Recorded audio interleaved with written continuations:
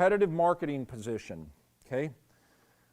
Broad topic, narrow it down to the factors that is most compelling to a prospective buyer, and we're going to focus on the word unique, okay?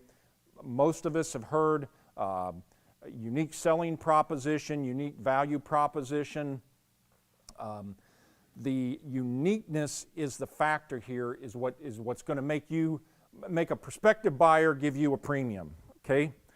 I'm going to challenge you to be unforgiving with yourself in determining the uniqueness of your product and service offering. Most of us, myself included, we tend to greatly exaggerate the true uniqueness of our product and service offerings, okay? What we think is unique is being accomplished by a lot of other people.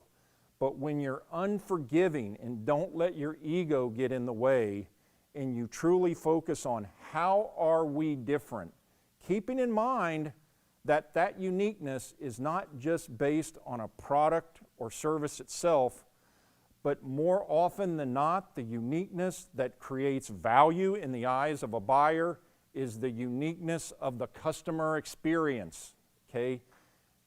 It's hard to differentiate on product. It's a lot easier to differentiate on experience. Why? Not that many people do it, okay? Competitive marketing position. Technological disruption.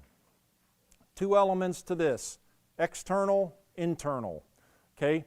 We've got the graphic here of a smartphone and the number of products and services that one little device has displaced in the matter of 10 years, okay? Again, prospective buyer looking at your product and service offerings and doing an evaluation. Just how susceptible are your company's product and service offerings vulnerable to disruption by some technology that doesn't even exist today? And of course, there's the ubiquitous examples of Uber upsetting the transportation dispatching industry. Amazon, of course, can't even talk about them with displacing the bookstore anymore. Nobody hardly knows what a bookstore is. Now we're talking about groceries, right? The second element of this is internal, okay? That is your own technological infrastructure, and does your technological infrastructure, what that doesn't mean is, do you have all fancy gadgets? A prospective buyer is not going to care about that.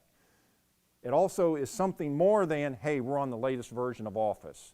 The key point here is the relationship between your technological infrastructure and your strategic objectives. Are those in congruence? Okay, internal controls and processes. Yes, two accountants on the stage here. We couldn't let time go by without talking about internal controls. Two elements to this. Yes, the financial aspect of this. Why is a prospective buyer interested in this?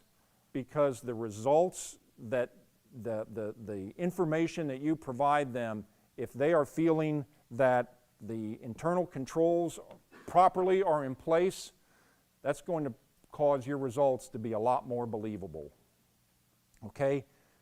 Processes, having those processes in place, go all the way back to the very first item we talked about in terms of cash flow and sustainability. Having those processes in place allow for that sustainability of cash flow. Last item, appearance. A very soft topic.